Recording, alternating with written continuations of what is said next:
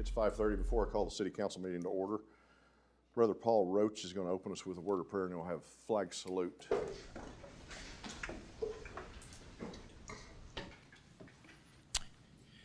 Well, we have a full house tonight, don't we? While I'm at it, can I take up an offering? Sure. Let's all bow our heads.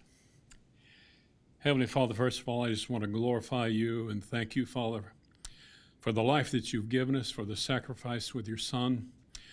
I thank you, Father, for these people that donate their time and they serve our city. I thank you for this city, Lord, and its growth and everything that's going on here, Father. Lord, I thank you for the wisdom you give us in making decisions, that you guide us. That, Father, you protect us, you love us, you care about us, Father, and you take care of all of us, Father, in Jesus' name. Amen. Please join with me in the flag salute. I pledge allegiance To the flag of the United States of America and to the republic for which it stands, one nation under God, indivisible, with liberty and justice for all.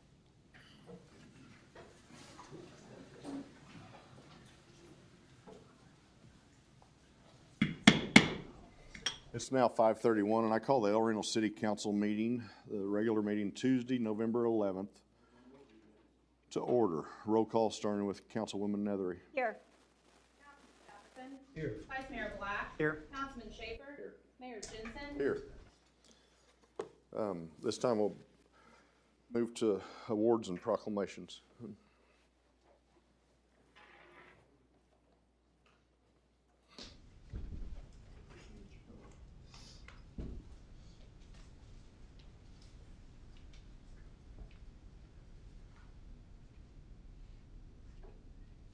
Kirsten, we've got a proclamation for you, and I'm going to read it. This is from the City of El Reno. It's in loving memory and deep appreciation for Sergeant Thomas Duran. Whereas the City of El Reno, with the deepest heartfelt appreciation to the family and loved ones of Sergeant Thomas Duran, whose unwavering service, commitment to excellence, and genuine compassion for the community have made an indelible impact on all who knew him. And whereas Sergeant Duran lived a life of commitment to his faith, his family, and for 14 years, Thomas Duran served the El Reno Police Department and the citizens of El Reno with determination, dedication, and commitment. And whereas Sergeant Duran accepted the potential risk he faced each time he kissed his wife and children before leaving to report for duty, and he accepted with great strength and courage the responsibility of the weight of the badge and wore the badge with reverence and pride.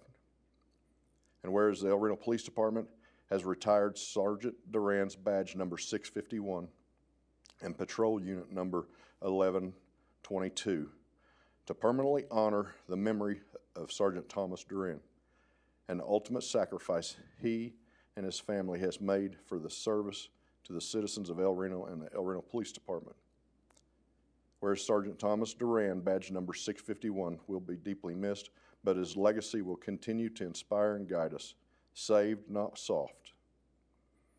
I, Steve Jensen, by the powers vested in me as mayor of the city of El Reno, Oklahoma, sign this proclamation and present it the 11th today. Thank you.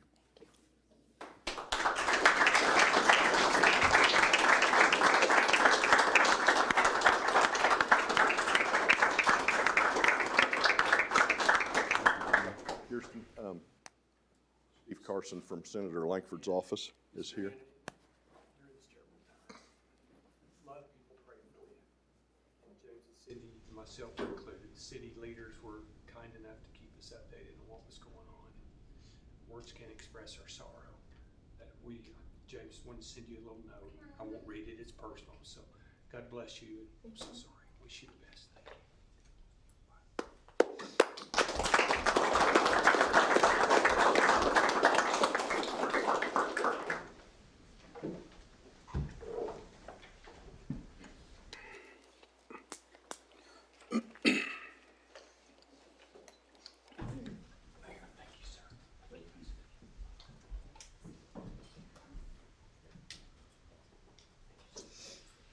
We will recess the city council meeting at this time and move to our authority meetings.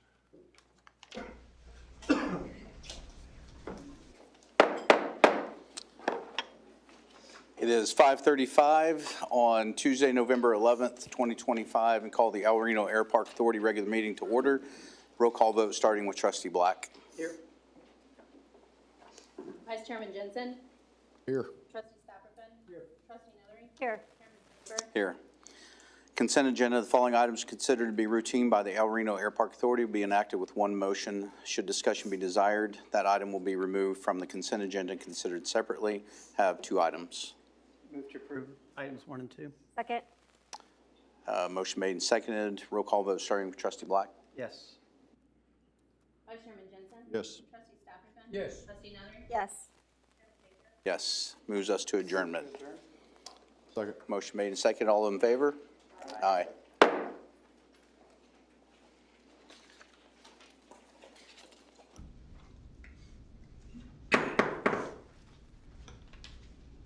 Now 5:36, and I call the El Reno Recreational Authority regular meeting Tuesday, November 11th, 2025 to order. Roll call vote starting with Councilwoman President. Here. Trustee Jensen. Here. Vice Chairman Black. Here. Trustee Schaefer. Here. Chairman Stapperfin. Here. Consent agenda. The following items are considered to be routine by the El Reno Recreational Authority and will be enacted with one motion. Should discussion be desired on any item, that item will be removed from the consent agenda and considered separately. Of items 1 through 3. Move to approve items 1 through 3. Second. Motion made and seconded. Roll call vote starting with Councilwoman Nethery. Yes. Trustee Jensen. Yes. Vice Chairman Black. Yes. Trustee Schaefer. Yes. Chairman Stapperfin. Yes. No items were pulled for discussion. Move to adjourn. Second. Motion made for adjournment. Aye.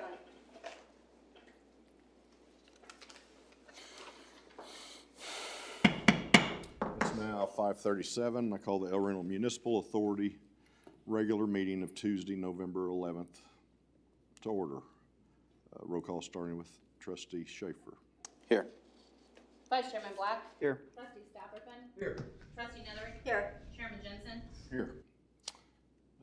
Brings us to the consent agenda. The following items are considered to be routine by the El Reno Municipal Authority and will be enacted with one motion. Should discussion be desired on any item, that item will be removed from the consent agenda and considered separately. We have items 1 through 8. Move to approve items 1 through 8. Second. Motion made and seconded to approve items 1 through 8. Roll call starting with Trustee Nethery. Yes. Trustee Schaefer. Yes. Chairman Jensen. Yes. Motion passes. No items were pulled. Brings us item F, discussion items 9. Discussion, consideration, action, and/or possible amendments regarding resolution number 26-026, a resolution setting residential and commercial broadband El Reno Fast Connect pricing to include phone services. All right, so as you know, we've been in the process of launching phone service for Fast Connect for a little while now. This is to set the pricing for both the residential and commercial fees, along with establishing the international rates. They're pretty standard across the board as far as the price. They're pretty comparable with other providers in the area, so I think they'll be pretty. Any questions?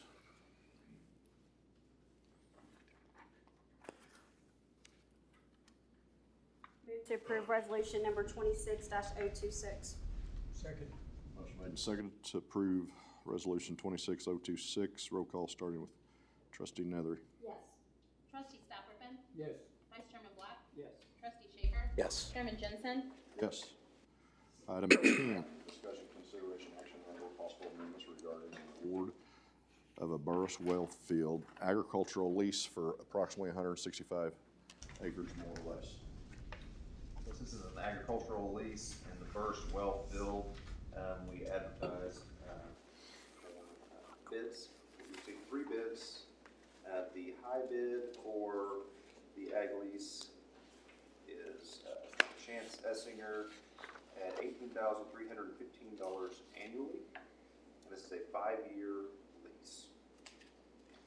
So the recommendation from staff would be to move forward with the high bid with the ag lease for Chance Essinger.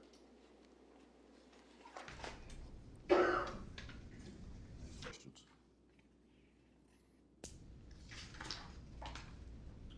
Make a motion to move forward with the lease with Chance Essinger for the mentioned price.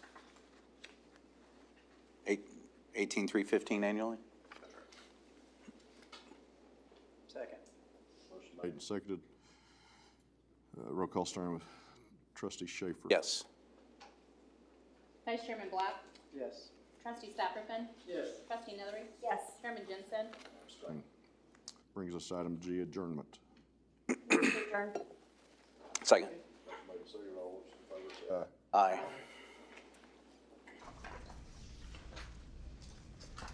Brings us back to the El Reno City Council meeting.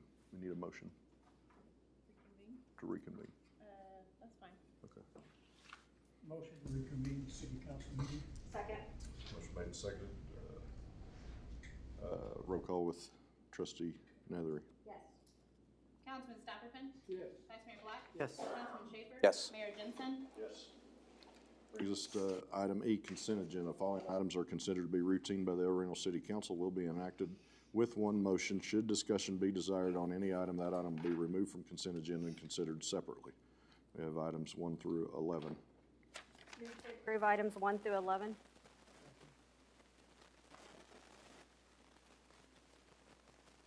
Motion made and seconded. Roll call starting with Councilwoman Nethery. Yes. Councilman Stopperfin. Yes. Vice Mayor Black. Yes. Councilman Schaefer. Yes. Mayor Jensen, Yes. No consent items were pulled. Audience participation. Anyone having an item of business to present to the city council that does not appear on the agenda, please come to the podium at this time. State your name. You're requested to limit your presentation to 3 minutes. Any item being presented must pertain to the City of El Reno business. The Oklahoma Open Meetings Act prohibits city council from taking official action on requests made during this portion of the agenda unless otherwise noted on the agenda. We'll move on. Discussion items 12A to conduct a public hearing regarding a request from Canadian County to close and vacate a 14-foot alley running north and south between West Rogers and South Hayes Streets within Block 75 of the El Reno Original Town Plat. This is a request from Canadian County to vacate the alley that's on the site for their new proposed courthouse. There's no existing utilities there. They've coordinated with OG&E, ONG, and city utilities. No one has any objections or concerns, and the Planning Commission recommended unanimous approval of this item. Discussions?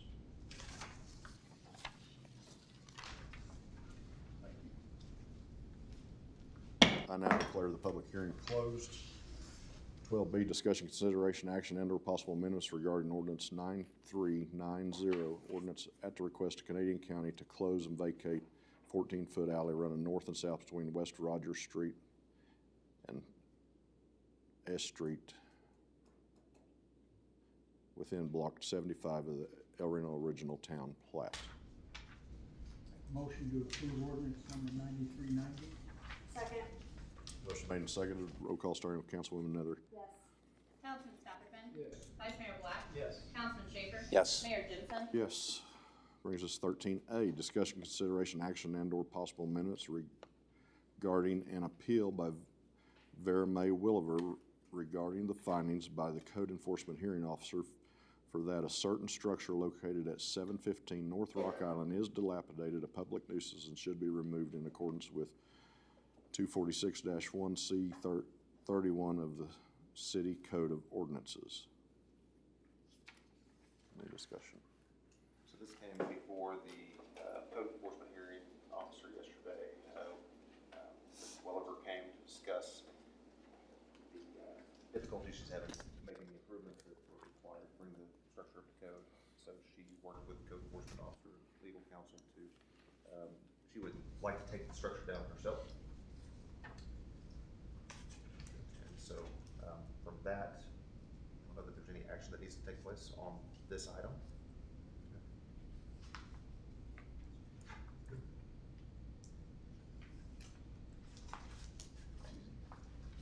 Okay, that brings us to 13B, discussion. We're not in public hearing. There's no public hearing. That's right, we had part A. Sorry. That's okay. Discussion, consideration, action, and/or possible action regarding resolution 26-021, resolution by City Council of El Reno, Oklahoma, affirming a finding of a dilapidated structure at 715 North Rock Island, authorizing measures necessary to demolish or remove such structure and authorizing the bringing of any actions in district court necessary to abate such public nuisance. We're still on the well over one. I'm sorry. I think it makes sense to go ahead and pass the resolution allowing us to demolish the structure in the event the property owner doesn't get the demolition permit in a timely fashion. We reset the case for the next code enforcement hearing in December to check the progress on the demolition permit by the contractor.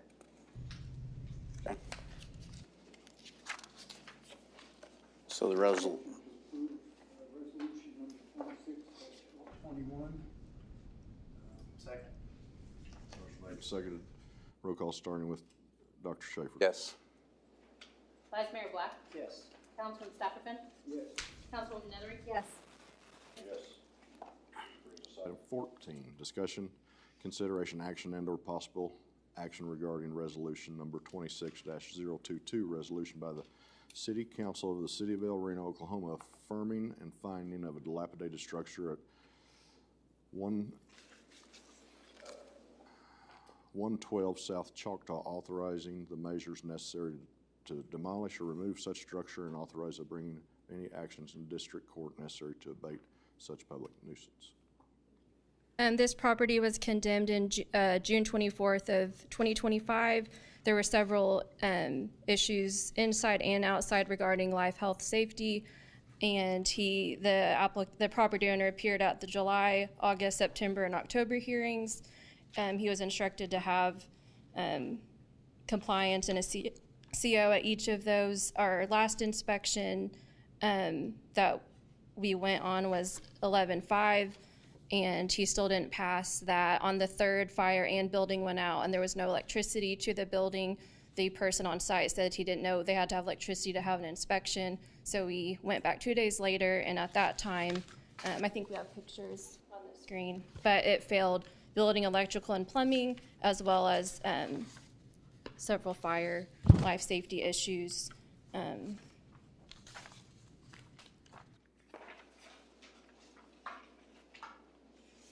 At the October hearing, the owner was instructed that he needed to have a CO again, and then he needed to submit the occupant load to the fire marshal to review.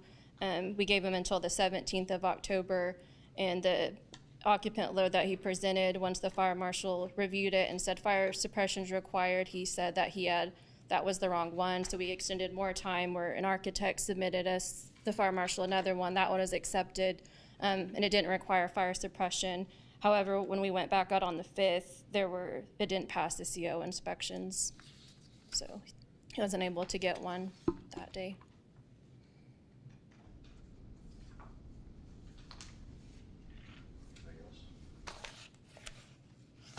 How many times have you been out there to inspect it and look at things? Building has been out there 4 times since July, and the fire marshal has been out there 6 times since June.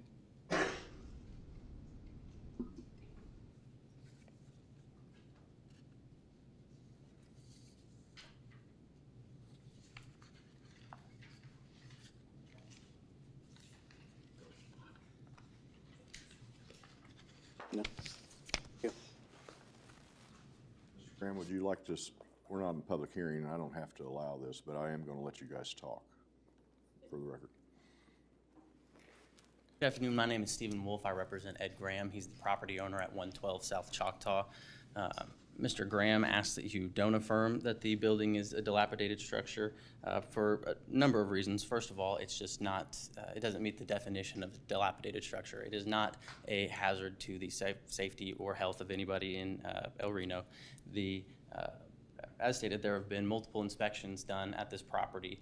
At every single inspection, Mr. Graham has been asked to complete a number of items, and he's resolved those items by the time the next inspection comes out. And as you heard, there were numerous inspections, and at each inspection they noted that he had resolved the issues from the most or all of the issues from the previous inspection, and actually added new issues at every single inspection, including the inspections on the 3rd and the 5th of this month, less than a week ago. They added new conditions for him to fulfill, and there's one assistant city manager meeting since that time, and Mr. Graham has not been given an opportunity to show that he's come into compliance with that last inspection, which he has actually provided me even today proof that he has solved the issue of what was called a roach infestation. In the report, there's actually only a picture of 2 roaches, and there's no mention of anything of where these roaches come from, if there's a nest, if there's more than just these 2. And in fact, the roach inspection report that I saw noted that there weren't any roaches at the time. There weren't any roach activity or anything like that before or after the spraying. And so I would submit to you that Mr. Graham has been active in following this issue and in resolving all of the issues that the city has asked him to, and he asks that he be given an opportunity to show that he has complied with those with the most recent inspection on November 5th, less than a week ago, and that he continue to be given opportunities to come into compliance and show that his building is up to the code. Thank you.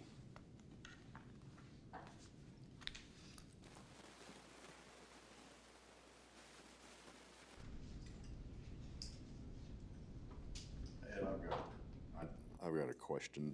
I spoke with you on the phone last week. You implied to me that your building was move-in ready to be rented, and from the pictures that were taken last week, it is clearly not in that shape. It's not ready, or in my opinion, it is. You look at the pictures; it's not ready to be occupied, rented. I mean, it needs major repair. I mean, you just look at just cleaning it up, and I don't know how it got in such that shape from your last tenant that had it opened as a bar. Yeah, it was inspected a year ago, so I mean, all these problems that seem to have appeared, they were inspected and everything was fine last year, and they was in there 1 year. Then they got the building condemned, which had nothing to do with me. Then the city did a walkthrough, and then they come up with a lot of little stuff. Yeah, I understand that. And it still needs a general cleaning, but it's, if I got a tenant to come in, they'd have 2 months before they got approved for a liquor license and stuff, and they'd be, the ones that would be getting approved for the health department and all that. It's not the landlord that gets approved by it, it's the tenant. So if it needs a little bit more sweeping and mopping and stuff, I mean, that can be done, but for it to be listed as a dilapidated and wanting to tear it down, I mean, that's just outrageous. What improvements have you made since the last inspection? Everything that they added to this last inspection, that they added stuff to, which I don't think that's really how it works. When you get an inspection, you don't keep adding stuff to the paperwork. You got a set amount, whatever's been inspected, and that's what you go off of to get it approved and get your CO. But when they come back and every time they add stuff to it, there's no possible way for me to pass. Which seems like maybe there might be a hidden agenda or something, I don't know. Did they have electricity to where they could see everything with each of these inspections? Yes. The only reason... Every inspection, every time they've been out, they did have electricity. I called when I realized that the electricity had been turned off because there was no activity over there, I got enough stuff to pay for already. So I found out that Friday it wasn't on, and I went and paid what I needed to pay and get it turned back on. They said it'd be on Monday morning, and we can call the electric company if that's a big deal. But they went over their time frame that's supposed to be 24 or 48 hours to get it turned on. And it came on because I was on the phone with them for a long time, and they got it on that same day. But if they're inspecting, they don't have electricity, they can't see some of this stuff. So the next time they come in, if they have electricity, they might be seeing this stuff then. But they inspected it 3 or 4 times with the city saying that. So surely that would have come up each time. So every time, we got records of it, and you guys do too. There was stuff added to almost every one of the inspections. There's no possible way for a person to win. No way. And I don't even, like I said, I don't even know that that's a legitimate inspection. I would just note for purposes of the council, on the October 20th order, which includes all of the findings from previous hearings, in the July hearing and our findings, the building inspector provided some observations from the inspection that was conducted on June 3rd, but it says, please note, this is not an all-inclusive list, and the property is required to meet and maintain all applicable building and fire codes. My understanding is when they initially went in to condemn the property, there wasn't a full inspection done. It was just to make sure public health, safety, and welfare was addressed at that time due to the water hose being ran from the property behind it to secure water to the facility. So in my opinion, the property owner has been on notice since the building was condemned that not everything was flagged in the initial inspection. My response to that is that there have been numerous inspections since then, and so maybe it wasn't all flagged in that first inspection, but certainly follow-up and re-inspections of the property would have flagged those issues. And yet, as close as a week ago, we're still finding new issues with the property every time he has checked all of the boxes that the city has asked him to check. And if these are legitimate inspections and they are coming out and they are finding every issue that they can, why wouldn't they list the issues for the most recent issues if they're not something that is coming up being added to the list? I just don't understand what is the purpose of code enforcement if not, of these inspections, if not to put the property owner on notice of what is not up to code in those inspections. If you only say, oh, well, we have one thing wrong, you're setting the property owner up to fail that in the next inspection by not giving them notice of what else is wrong with the property. Essentially, you're saying everything's good except this one item, and then when that one item gets taken care of, you add items 2 and 3 just to make it seem as though he's failing his inspections, when in reality he's resolving all of the issues that the city is asking him to do, and then they're adding more at the very next inspection. And so I don't believe that it is proper to say that he has been on notice of these issues since June. And to that point, the original issue with the property was a water issue, a water services issue, caused by the prior tenant who was no longer in the building, and that issue has been resolved by Mr. Graham. He's got water running to the building. He's paying for those services. And so the main issue of why this building was condemned in the first place has been solved. And if that is the only issue causing this to be a dilapidated structure is the water services, that issue has resolved. The other, what I would consider minor issues from these code violations continue to be resolved as they are brought to his attention, and if he's given an opportunity to solve the most recent ones identified in November 5th, I would submit he's actually resolved those issues. He just hasn't had an opportunity to have another inspection to show that he has resolved those issues.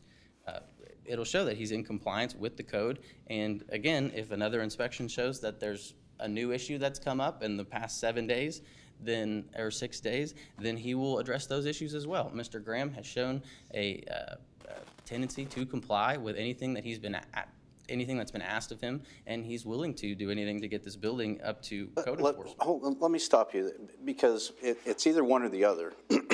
Either you have complied with everything, and you do have a CO, and it is move-in ready, or or we're not complying with everything, because you're saying he's complying with everything.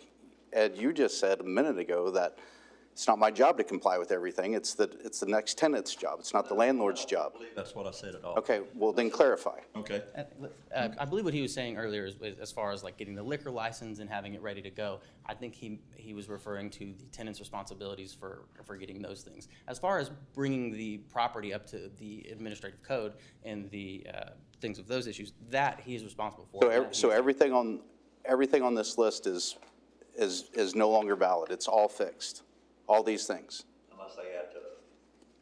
So is it a cat and mouse game, or is it your job to make sure that your building is ready to move in? Or what's to stop something else from happening and say, well, you had your chance to inspect it, but since then, now something's wrong again.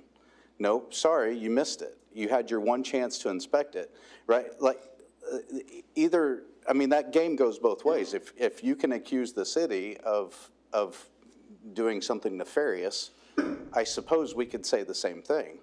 It feels like we are nitpicking because every time you go in there, there's something wrong. I don't know how long it takes for a building to go bad.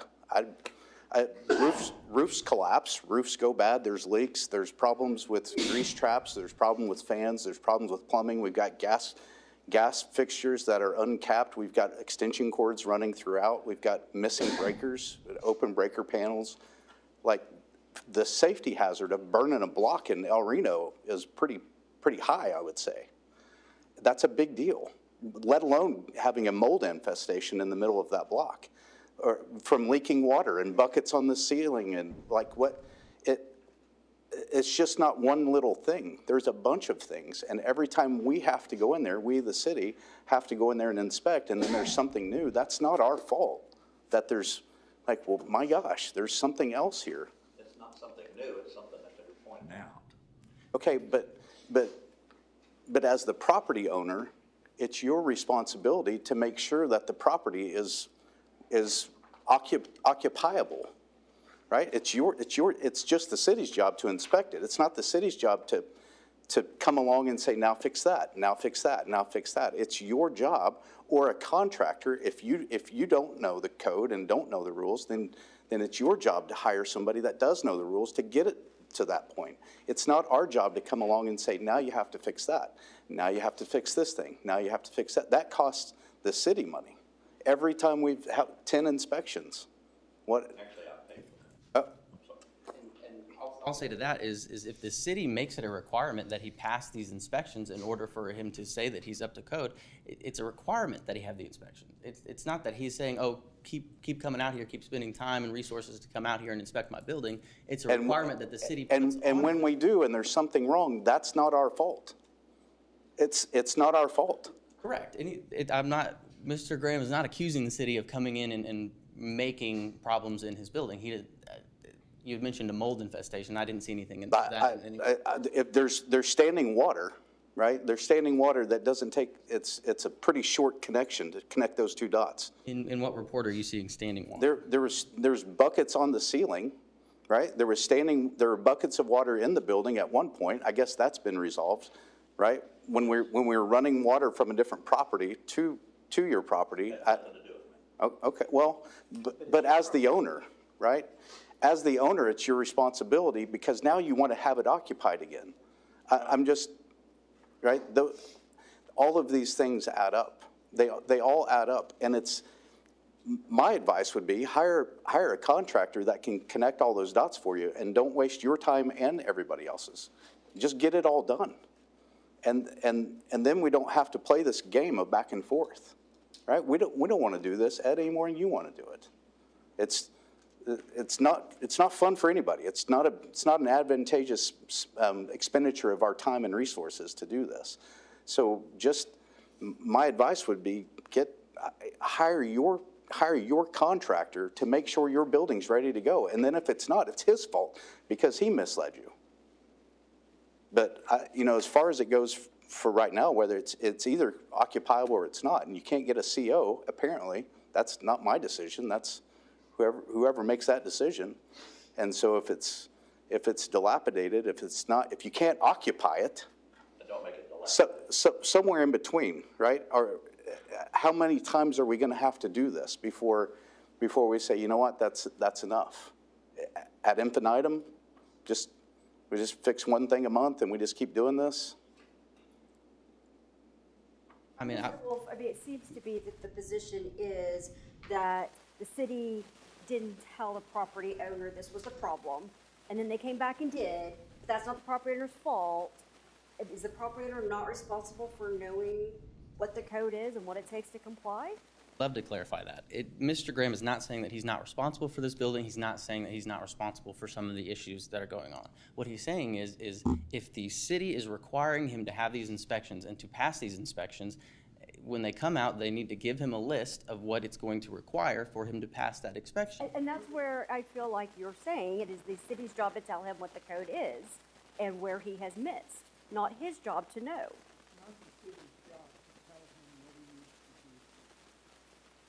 His job to fix the building so that we can inspect it and give the CO. Bottom line, when I had my construction business, I made sure that I complied with the code. I never had anybody come back and say, you didn't comply with the code, so you need to fix this. It was fixed. Everything was fixed and ready to go. And maybe that's too much to expect nowadays. That's the way it was when I was doing it. And I certainly understand that point. But what my point is that if the city is going to require that he pass this inspection in order to be given a CO by the city, then how is he to do that if the city says you only have to do 1, 2, and 3? No, the city didn't say you only have to do. There's a book. There's a a code book. That just shows what they found. There's a code book. Take the code book and go through it line item by line item and make sure you're in compliance. That's the way it works. My question would be is what is the purpose of the code enforcement office if not to identify those issues so that the property owners can identify or rectify them? Code enforcement, to clarify, code enforcement and building inspection are two different processes. So initially, code enforcement came out because of the water hose issue and things were flagged as violations of code. We've now moved to the building inspection process in order to issue a certificate of occupancy and for the building to come off of the dilapidated structures list. That's a different process. We use multiple building inspectors on any given day to come out and inspect properties. There are multiple inspections of multiple properties every day to issue COs. So that's the process that we're in now, is that he can't get a building inspector to issue a certificate of occupancy because there are still things that have not been brought up to code, regardless of whether code enforcement has ever flagged them or not. And also, Mr. Wolf, the standing water is mentioned in the October 20th, 2025 report on page 2, about halfway down where the building inspector observations has a summary on about the June 3rd inspection. There's an unknown source of standing water in the kitchen area, and I believe that's what Dr. Schaefer was referring to in the mold.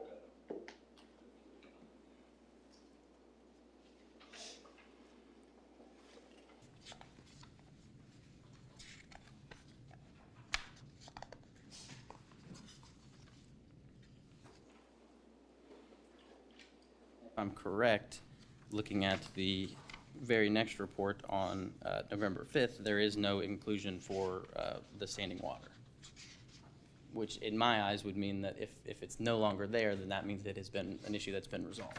I just wanted to clarify because I thought I heard that you were telling Dr. Schaefer that was not in the documents, and it in fact is, and part of what we had to review as a concern. And I think the main issue I was concerned with there is he had mentioned a mold infestation, and I don't believe that that is anywhere in the documents.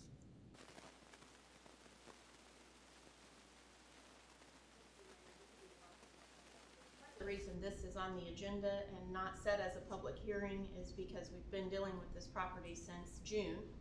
And I would be remiss if I didn't, let you know that from code enforcement perspective, it has been do the bare minimum to try and get to the next step. And then code enforcement's called back out. We've given him more time.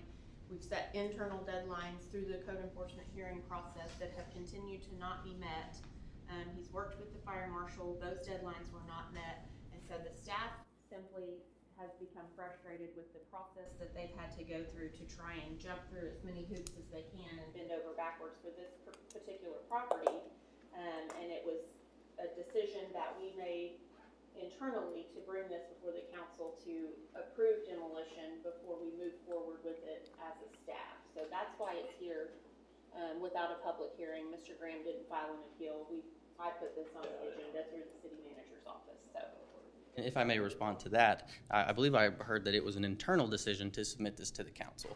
Well, the Oklahoma statutes require that there is a public hearing on whether or not it's a dilapidated structure for it to come before this council, and certainly she said herself that Hearing at the code enforcement. That's your public hearing. you just told this council that it was an internal decision made by the city officials. And so we can move forward with demolition today if we wanted, because the appeal time is ran, the code enforcement hearing officer issued the demolition order. This was a courtesy that we put on here so that our staff would be protected in the event this building is demolished. I will say that we've spent a tremendous amount of staff time on this one property. And I paid for it every month. You haven't paid for my bills, I can tell you that. And Move while, to approve resolution 2622. Second. Motion made and seconded to approve resolution 26-022. Roll call starting with Councilwoman Nethery. Yes. Councilman Stapperfin. Yes. Vice Mayor Black. Yes. Councilman Schaefer. Yes. Mayor Jensen. Yes. Brings us item 15, discussion, consideration, action, and/or possible amendments regarding the final plat of Crimson Lake Estates Phase 4 located at the property described as a tract of land in the southwest quarter of Section 18, Township 12, Range 7 of the west of the Indian Meridian, Canadian County, Oklahoma. This is for the final plat of Crimson Lake Phase 4. There will be 100 residential lots and 1 common area lot. The developer has satisfied all the infrastructure requirements, utilities, the fire marshal, development services, and our city engineer have been to the site. Everything is acceptable. There are 2 minor items. The street signs will be installed this week, and then OG&E, they have an end date. I believe it was January 9th to have the street lights installed, but they're just at the mercy of OG&E's timeline. But we don't have any concerns to proceed with approving this item. And the Planning Commission recommended unanimous approval of this item as well.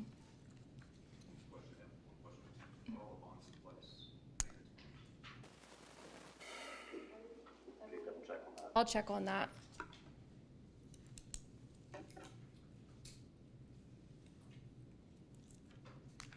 And we did advise them that we cannot issue certificates of occupancy until the street lights and street signs are installed. Street light placement was approved. Yes, council approved that, I believe, in July. Yes. Move to approve the final plat of Crimson Lakes Estates Phase 4. Contingent on bonds. Yes. Presuming the bonds are in place. Second. Motion made and seconded. Starting with Dr. Schaefer. Yes. Vice Mayor Black. Yes. Councilman Stapperfin. Yes. Councilwoman Nethery. Yes. Mayor Jensen. Yes. Brings us to item 16, discussion, consideration, action, and/or possible amendments regarding ordinance number 9391, an ordinance amending the Code of Ordinances of El Reno, Oklahoma, amending Chapter 246, Section 1, Section 6, having to do with dismantled, junked, abandoned, and/or inoperable vehicles.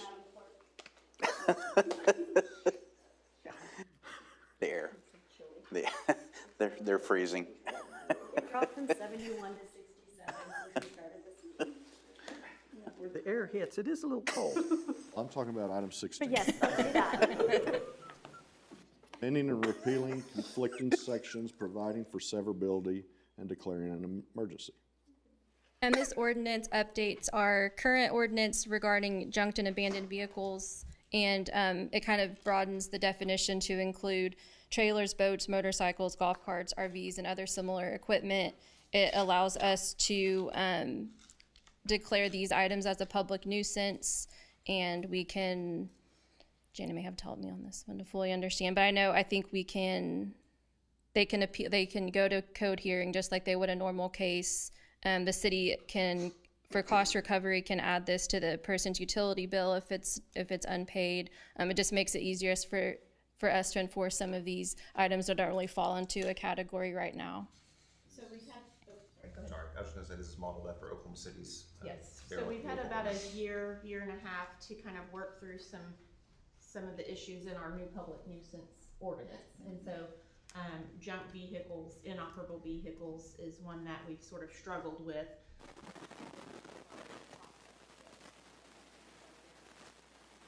Notice there are some properties around town where there are multiple inoperable or junk vehicles. And so we need a process in place to be able to abate these properties to make sure that, you know, due process is given to the property owner. So this is modeled after the City of Oklahoma City's ordinance, and it's similar to all of the rest of our processes. So when you get a notice of violation for tall grass and weeds, technically you can appeal that in 10 days if you don't agree with that determination. If you get a notice of violation that your property is a dilapidated structure, you can appeal that determination in 10 days. So now if you get a notice of violation that you've got 5 junk vehicles on your property, you can appeal that finding within 10 days. If you don't, then this ordinance allows our code enforcement officers to move forward to abate those, essentially hire a wrecker service to come in and tow those vehicles to the wrecker facility, and then the process follows whatever laws and regulations they have with regard to towed vehicles. And there's a 30-day process that they have to wait before they do anything with it. The owner can come back and reclaim those. Because there are properties that have multiple vehicles and we incur substantial costs, part of what City of Oklahoma City does is either place a lien on the property for costs of towing, like we would do with any other costs that we have, but they also add those to utility bills if they see that they're not able to collect on those liens. So that's also in here to give the code enforcement staff an option on how to recover those costs when we are dealing with a substantial property.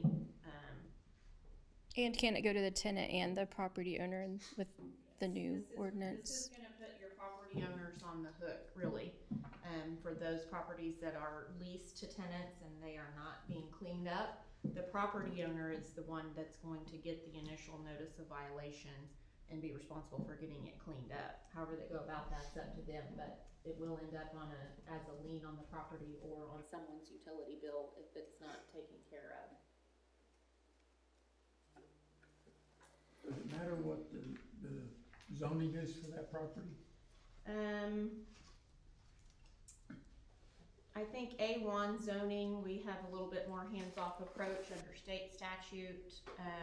So if there is a property that's zoned A1, we flag it and take a look at it a little bit closer. Right now, most of the properties are zoned residential. So, and I would point out that in the definition of dismantled, junked, abandoned, or inoperable vehicles, we did make a change there. So it's what you would typically think of as a junk or inoperable vehicle, but also included there is a vehicle bearing no state license plate or bearing a state license plate that's more than 3 months out of date, or a vehicle that is in violation of the parking or zoning ordinances of the City of El Reno, which includes vehicles that are parked on grass and not on a sealed surface. You can now be ticketed under this particular ordinance for those violations.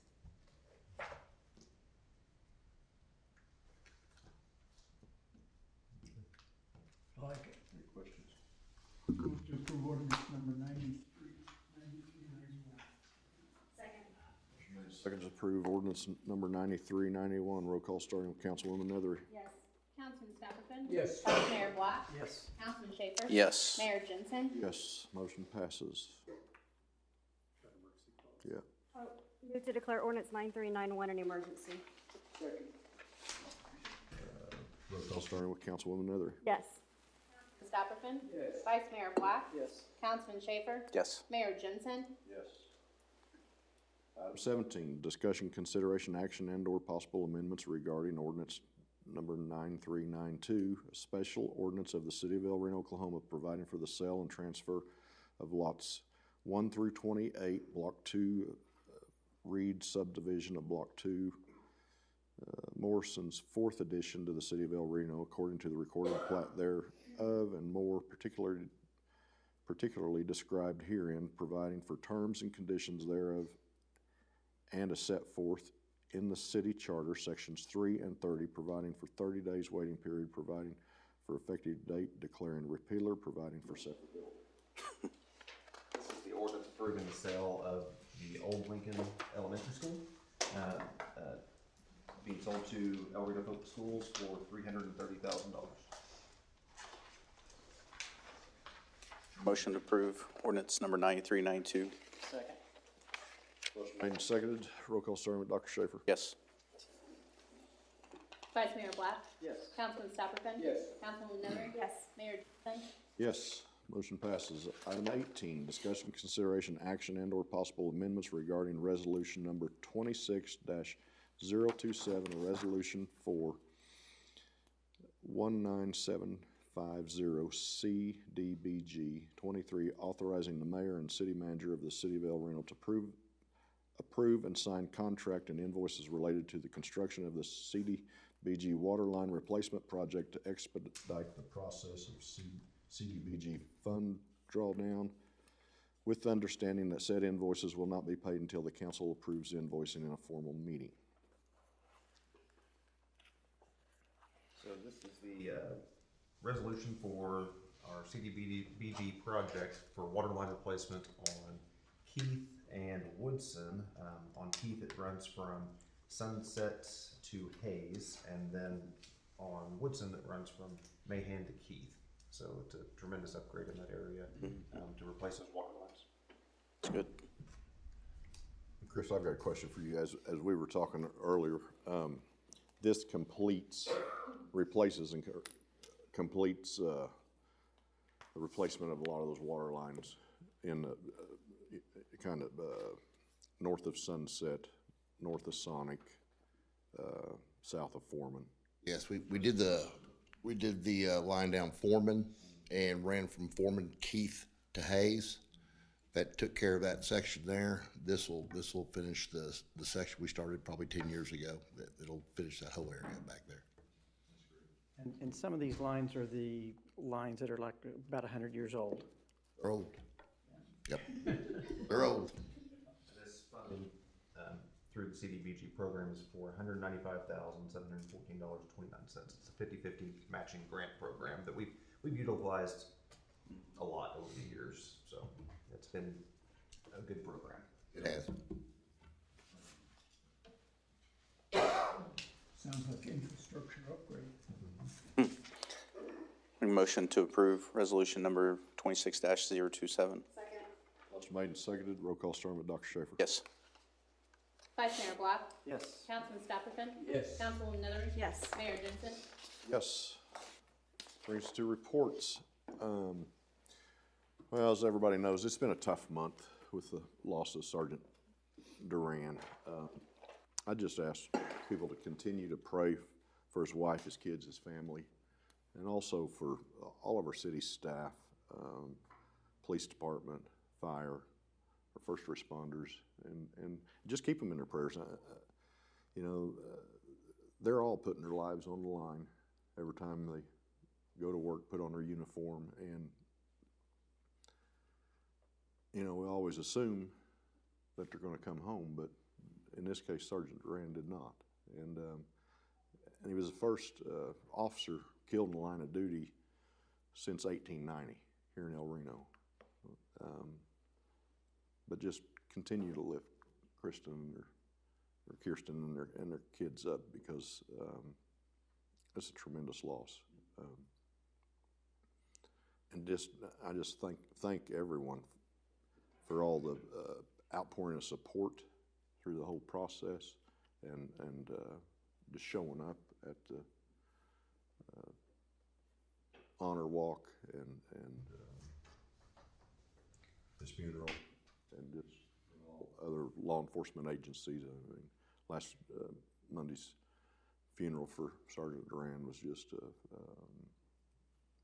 I was humbled, very humbled to be there and in attendance.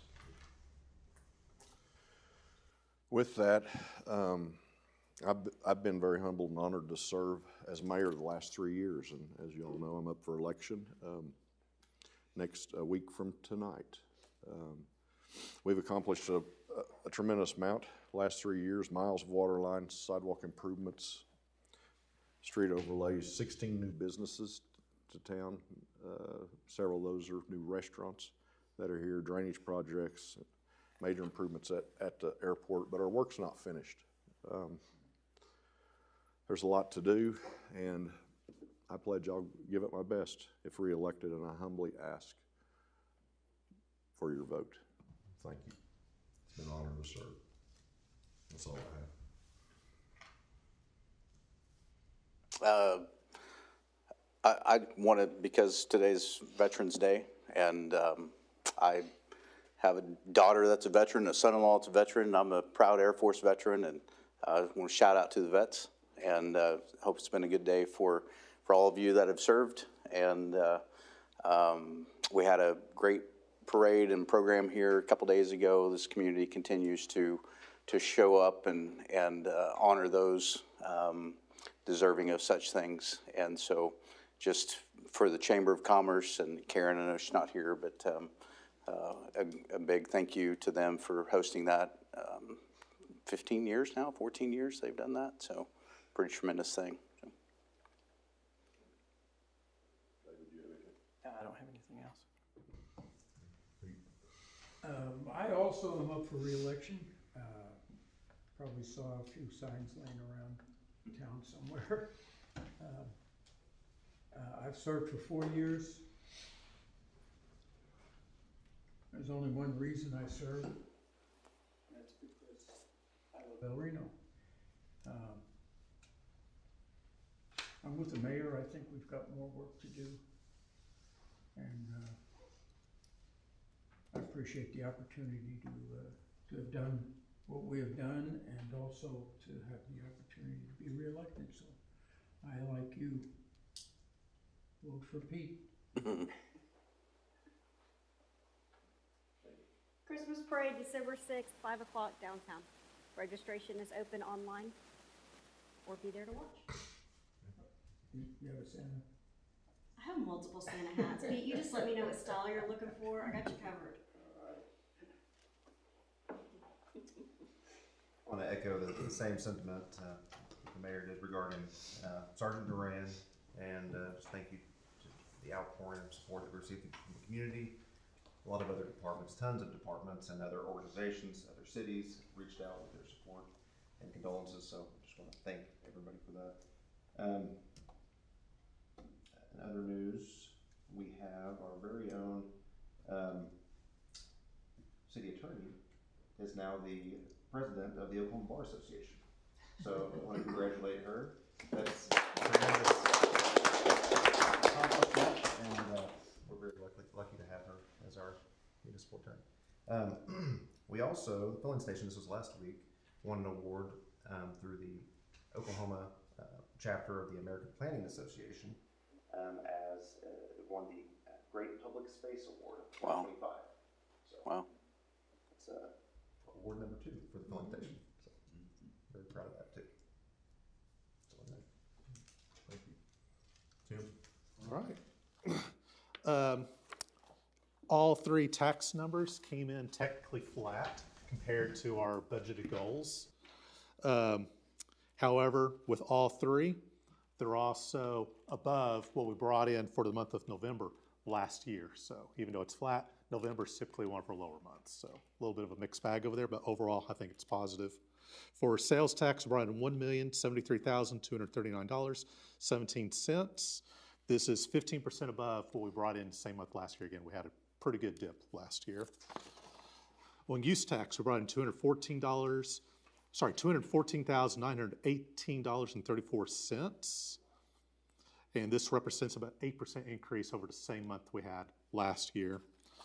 On the hotel motel tax, it was just about perfect on hitting target right there. It was $36,525.86. It's 2% above what we brought in last year. It just exceeded our target of $36,500 by $25.86. So.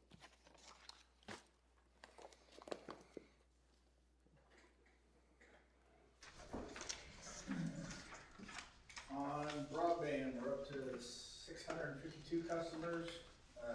We're starting construction on our next pop over by Rock Island Water Tower. Shelter set, fences up, materials are starting to come in.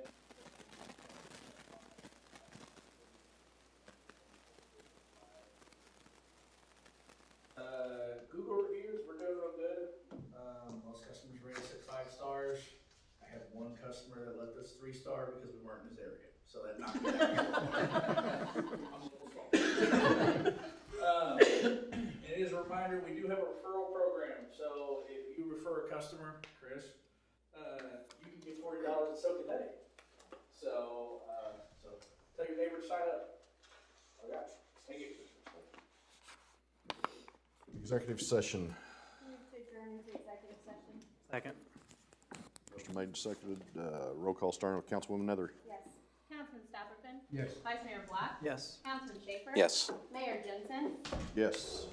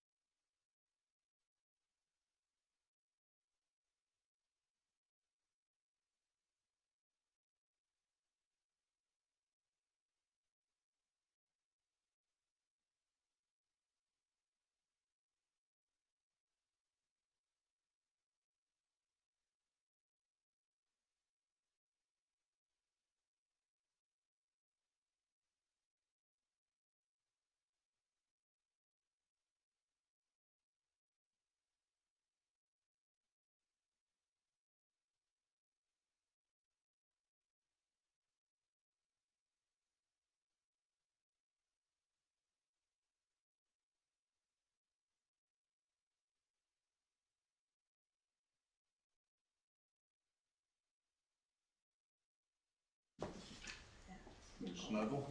Make a motion to come out of executive session. Second. Motion made and seconded. Roll call, sir. Councilwoman Nether. Yes. Councilman Stapleton? Yes. Vice Mayor Black? Yes. Councilman Schaefer? Yes. Mayor Jensen? Yes. Move to adjourn. Second. Motion made and seconded to adjourn. All those in favor say aye. Aye.